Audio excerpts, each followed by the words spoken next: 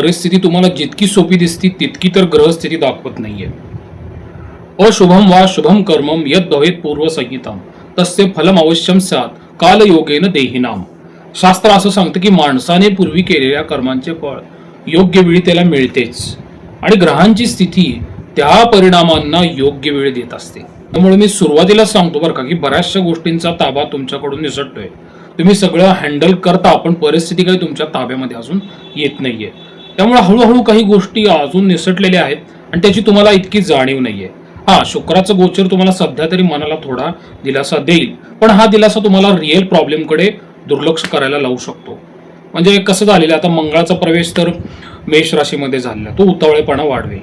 सध्या गुरुचं गोचर चांगलं आहे, त्यामुळे तुमच्या निर्णयांमध्ये स्पष्टता आहे, थोडीफार तुम्हाला सद्बुद्धी आहे. पण तुम्ही सध्याची सिच्युएशन अंडर एस्टिमेट करत आहात. हे तुम्हाला वाटतं हे काही मोठं नाही, पण छोटी चूक पुढे जाऊन मोठा प्रश्न बनू शकते. हे तुम्ही स्वतःला स्ट्रॉंग दाखवताल, पण आतून कन्फ्युजन आहे, इरिटेशन आहे आणि कुठेतरी ताबा सुटत चालल्याची एक जाणीव आहे. त्यामुळे समस्या संपलेली नाहीये, ती फक्त शांत झालेली आहे. कोणत्याही गोष्टीत सध्या ओव्हर कॉन्फिडन्स दाखवू नका, रिॲक्शन देण्याआधी थांबा आणि सध्या कोणावरही आंधळा विश्वास ठेवू नका. समस्या संपलेली नाहीये, ती फक्त शांत झालेली आहे. म्हणून सध्या तुम्ही कोणत्याही गोष्टीत ओव्हर कॉन्फिडन्स टाळा, रिॲक्शन देण्याआधी थांबा, प्रत्येकावर लगेच विश्वास ठेवू नका आणि आर्थिक निर्णय तर आता अजिबात घाईघाईत घेऊ नका. हा काळ काही धोकादायक नाहीये, पण निष्काळजीपणा दाखवला तर समस्या नक्कीच वाढेल. म्हणून एक लक्षात घ्या, आता ह्याचा परिणाम कुटुंबावर पण वेगळ्या प्रकारे झालेला आहे. कशा समस्या निर्माण होऊ शकतात कुटुंबामध्ये या गोष्टींचा.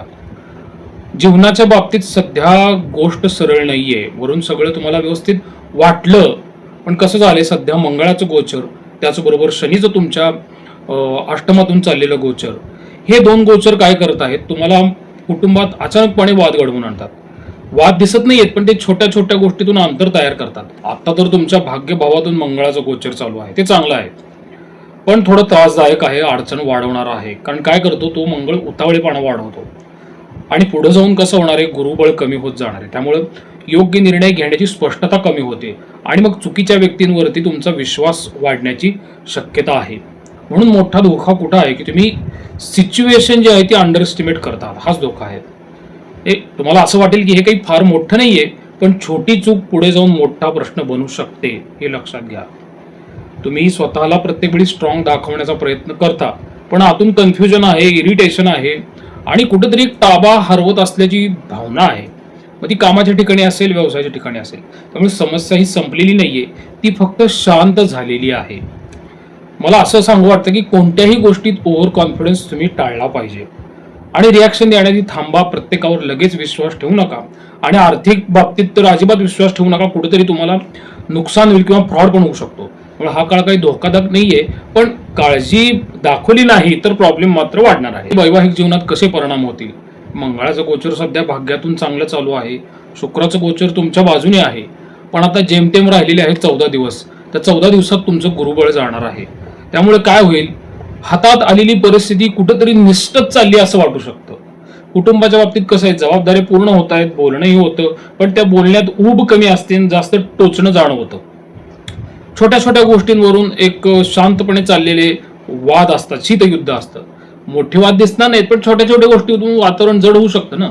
एखाद्या खर्चावर किंवा निर्णयावर किंवा जबाबदारीवर मतभेद वाढू शकतात. त्यामुळे तुम्हाला वाटेल की तुम्ही प्रॅक्टिकल आहात ना, पण समोरच्याला तुम्ही कठोर किंवा हुकुमशाह वाटू शकता. आणि इथे मुद्दा काही पैशाचा नाहीये, मुद्दा असतो कोणाचा ऐकायचं. त्यामुळे जुन्या गोष्टी पुन्हा बाहेर येऊ शकतात. तेव्हा तुम्ही असं बोलला होता, अशा काही वाक्यांमुळे थोडं घरामध्ये वातावरण तयार होऊ शकतं. मनाला लागलेलं असतं बाहेर पडतं.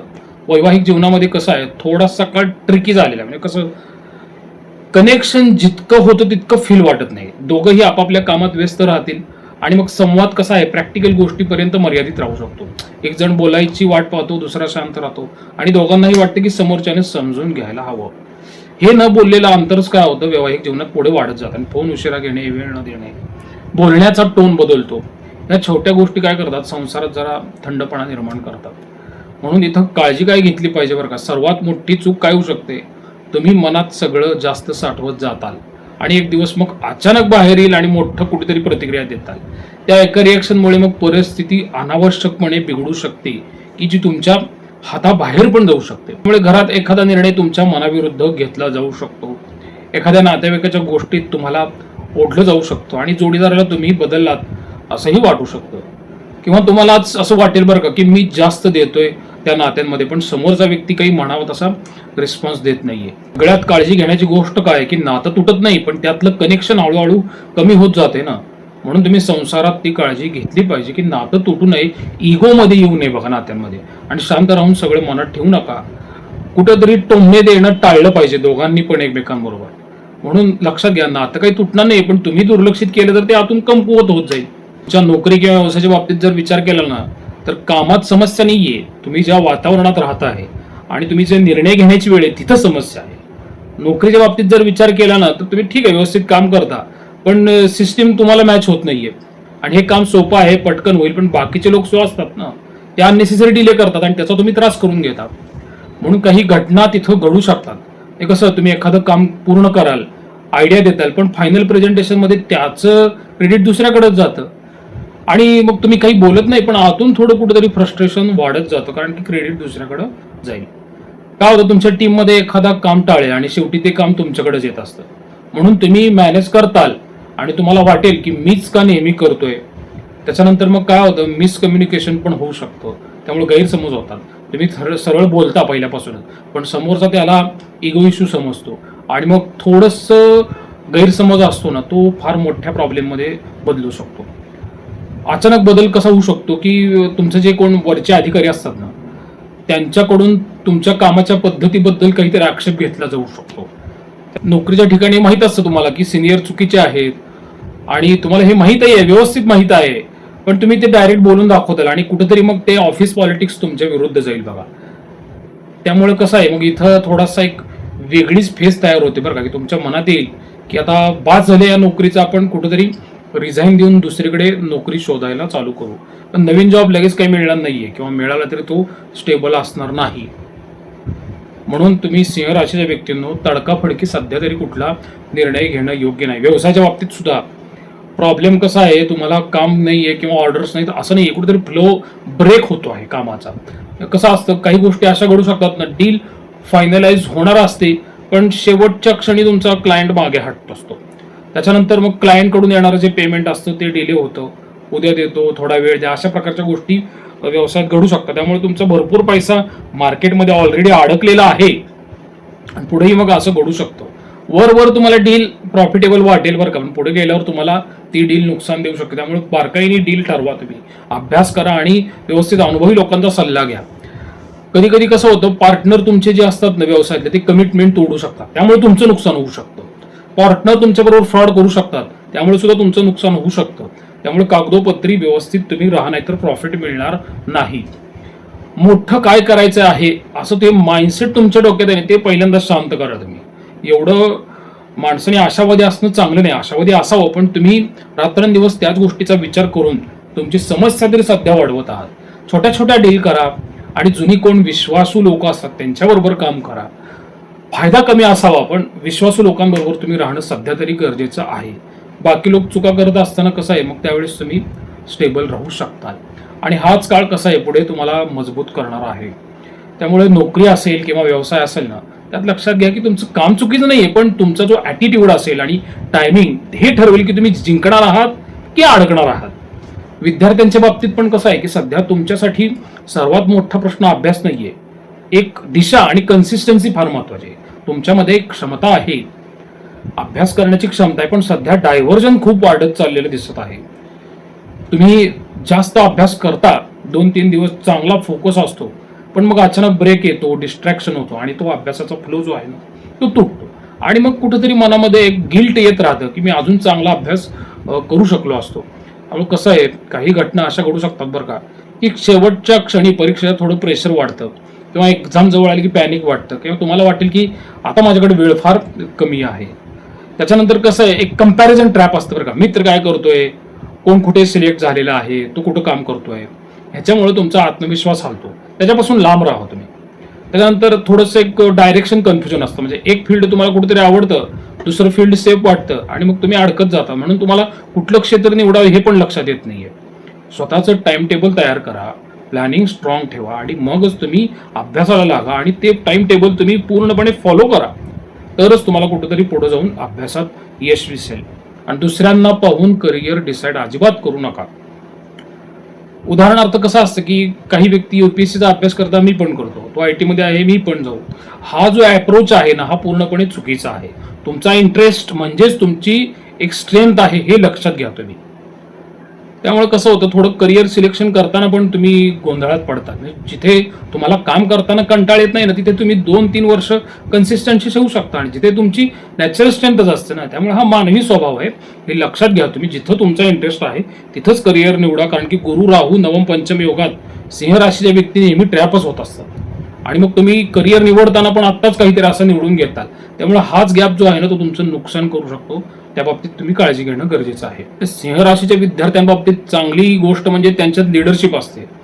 लवकर शिकतात, ते फास्ट लर्नर असतात आणि एकदा जर एकाग्र झालं ना, तर तुम्ही इतरांपेक्षा फास्ट पुढे जाऊ शकता.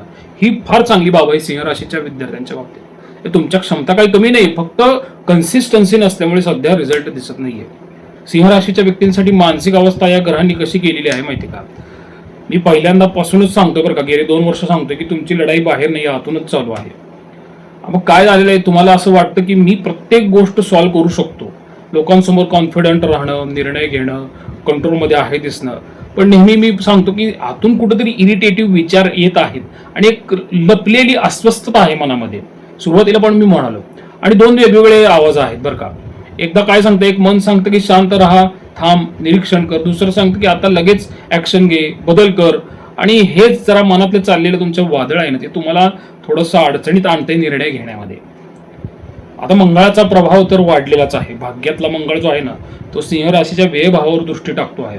त्यामुळे कसं झालंय, कोणीतरी काहीतरी बोललं तर त्याच्यावर लगेच रिॲक्ट करून त्याचा फार मोठा इश्यू करून स्वतःला त्रास करून घेणं आणि आजूबाजूचं वातावरण बिघडवणं, हे फार तुम्हाला नुकसानदायक ठरू शकतो. नंतर वाटेल मी शांत राहायला पाहिजे होतं, तिथं रिॲक्ट करायला नको होतं आणि मग पश्चाताप होतो, वेळ वाया जातो. या सगळ्या गोष्टी होऊ शकतात. आणि ओव्हर थिंकिंगचं एक सध्या लूप पण चालू आहे काही जणांच्या लोकांमध्ये. कसं होतं की स्वतःच तुम्ही स्वतःचा स्ट्रेस वाढवून घेत आहात आणि यासाठी दुसरं कारण नाही, गुरु राहूचा नवम पंचम योग आहे. कसं झालेलं आहे, ह्या विचारांनी तुम्हाला इतकं जड बनवलेलं आहे ना, तर सिंह राशीतला सिंह जो आहे ना, तोच कुठेतरी थकलेला वाटतोय. त्यामुळे विचारांनी दखवू नका, ऍक्शन घ्या, तुम्ही करा काहीतरी. काही गोष्टी कंट्रोलमध्ये नसतात हे पण लक्षात घ्या ना. आणि प्रत्येक वेळी आपल्याला वाटतं की ह्या कंट्रोलमध्ये राहावाच, पण ती नॅचरल टेंडन्सी नाही, त्यामुळे तुम्हाला त्रास होतो आहे. सगळं बदलेल, फक्त थोडंसं काय आहे, पेशन्स आणि कॉन्फिडन्स ठेवणं गरजेचं आहे. सकारात्मक बाजू तुमच्या बाबतीत अशी आहे की तुम्ही जागृत थोडेफार आहात. तुम्हाला चुकीचं काय आहे ते थोडंफार लक्षात येत आहे आणि हेच तुम्हाला थोडंसं इतरांच्या पुढे पण नेऊ शकतं किंवा संकटातून वाचवू शकतं. तर सर्वात मोठा शत्रू बाहेर नाहीये, तर तुमच्या मनाच्या ओव्हर रिॲक्शन मध्ये आहे. काही संभाव्य घटना ह्या ग्रहस्थिती घडवू शकतात. त्या कुठल्या आहेत की सध्या तुमच्या आयुष्यात काही घटना मोठ्या नाही आहेत, पण त्या चुकीच्या हाताळल्यामुळे मोठ्या होऊ शकतात. म्हणजे कसं, कुटुंबाच्या बाबतीत कसं असतं की जसं म्हणालो की एखादा निर्णय मनाविरुद्धच जाईल, वाद मोठा नसतो पण वातावरण हळूहळू ताणलेलं जाईल. कधी एखादा नातेवाईक मध्ये येऊन तुम्हाला अननेसेसरी गुंतागुंत वाढवू शकतो त्या वादविवादामध्ये. नातेसंबंधाच्या बाबतीत पण असं होतं की तुम्ही एखादा वेळ देऊ शकणार नाही आणि समोरच्याला वाटेल की तुम्ही त्याला इग्नोर केलं. कधी कधी तुम्ही एक्सपेक्ट कराल पण रिस्पॉन्स मात्र मिळणार नाहीये आणि इथेच थोडं शांतपणे गैरसमज तयार होत राहतात. नोकरीच्या बाबतीत कसं होतं की कधी मीटिंगमध्ये अचानक तुमच्यावर प्रश्न येऊ शकतात. तुमचं काम असूनही क्रेडिट दुसऱ्याला जाऊ शकतं. तुम्ही रिॲक्ट केला तर सिच्युएशन अजून खराब होऊ शकते. व्यवसायाच्या बाबतीत पण काय होतं, कधी डील फायनल होऊन अडकू शकते, पेमेंट डिले होऊ शकतो, प्रपोजलवरून काही छुप्या कंडिशन ज्या असतात ना त्या समोर येऊ शकतात आणि त्या तुमचं नुकसान करू शकतात की ज्या तुम्ही व्यवस्थित वाचल्या नव्हत्या. आणि मंगळाची दृष्टी व्ययभावावर आल्यामुळे कुटुंबामध्ये थोडेसे वैद्यकीय खर्च जे आहेत ते अचानक निघू शकतात. त्यामुळे तिथे तुम्ही थोडी काळजी घेतली पाहिजे. मी नेहमी माझ्या व्हिडिओमध्ये सांगतो, सिंह राशीला गेले 2 वर्ष सांगत आहे की जर आपल्याला काही आधीचे डिसीज असतील तर तुम्ही वेळोवेळी वैद्यकीय चिकित्सा करणं फार गरजेचं राहील. कोणत्याही क्षेत्रामध्ये काम करत असाल सध्या तर कागदपत्रांमध्ये चुका होण्याची शक्यता आहे. ॲग्रीमेंट न वाचता साईन करण्याची घाई होऊ शकते आणि पार्टनरशिप किंवा पैशाच्या व्यवहारांमध्ये थोडं मिसअंडरस्टँडिंग वाढू शकतो. काय होतं की छोटा वाद जो आहे ना तो एखाद्या लिगल डिस्कशन पर्यंत जाऊ शकतो किंवा नोटीस, वॉर्निंग अशा प्रकारच्या सिच्युएशन थोड्याफार निर्माण होऊ शकतात. त्याचबरोबर प्रॉपर्टी रिलेटेड काही कन्फ्लिक्ट तयार होऊ शकतात. काही फायनान्शियल ट्रान्झॅक्शन जे आहेत ना त्याच्यामधून पण काही वाद तयार होऊ शकतात. म्हणजे कोणत्याही डॉक्युमेंटवर सही करण्यापूर्वी ते पूर्ण वाचा. वर्बल बोलण्यावर विश्वास ठेवू नका आणि अननेसेसरी वादामध्ये तुम्ही अजिबात पडू नका. वैयक्तिक स्तरावर जरी ह्याचा विचार केला ना तर तुम्ही निर्णय घ्याल पण लगेच शंका तयार होईल मनात, मी योग्य केलं का? आणि हाच डाऊट मग काय करतो की तुमची एनर्जी कमी करत राहतो. ठीक आहे, काही सकारात्मक घटना पण हे ग्रह सध्या देतील. एखादी अडलेली गोष्ट अचानक सुटू शकते, जुना कॉन्टॅक्ट मदतीला येईल, एखाद्या प्रॉब्लेम मध्ये स्पष्टता मिळून तुम्हाला तो कसा सोडवायचा हे कळेल. त्यामुळे घटना साध्या आहेत पण निष्काळजी राहिलात तर त्या मोठ्या होऊ शकतात. सिंह राशीच्या लोकांना मला असं सांगू वाटतं की सध्या तुमच्या आयुष्यात जो काळ चालू आहे तो तुम्हाला घाबरवण्यासाठी नाही पण तुम्हाला थांबवून योग्य निर्णय घ्यायला भाग पाडण्यासाठी आहे. सिंह राशीसाठी हा काळ स्पीडचा नाहीये, कंट्रोल आणि संयमचाच आहे. ही सध्या तरी महत्वाची उपासना म्हणजे हनुमान चालिसा आणि रामरक्षा आहे. मंगळाचं गोचर व्ययभावावरती दृष्टी देत आहे. त्यामुळे अचानक रिॲक्शन, उतावळेपणा आणि वैद्यकीय खर्च ह्या समोर येऊ शकतात आणि कुठले लिगल कन्फ्लिक्ट असतात ते पण समोर येऊ शकतात. त्यामुळे अशा परिस्थितीत शांत राहण्यासाठी आणि परिस्थितीला तोंड देण्यासाठी मारुती उपासना आणि रामरक्षा ह्या दोन गोष्टी तुम्हाला मदत नक्कीच करतील. अडकलेल्या परिस्थितीमध्ये कायदेशीर प्रक्रियेमधून कसं बाहेर निघायचं ह्याची तुम्हाला कुठेतरी सद्बुद्धी सुचेल. ठीक आहे, एक लक्षात घ्या, मी पूर्ण व्हिडिओमध्ये सिंह राशीला फक्त सावध करण्यासाठी अनेक मुद्दे सांगितलेले आहेत. ह्याच्यामध्ये माझा असा दृष्टिकोन नाहीये की काहीतरी मी नकारात्मक सांगून तुम्हाला घाबरवत आहे. काही गोष्टी असतात की ज्यातून तुम्हाला चांगला निर्णय घेता यावा. परिस्थिती इतकी पण वाईट नाहीये. 3 ग्रह विरोधात असतील तर 4 ग्रह तुम्हाला मदत करायला थांबलेलेही असतात.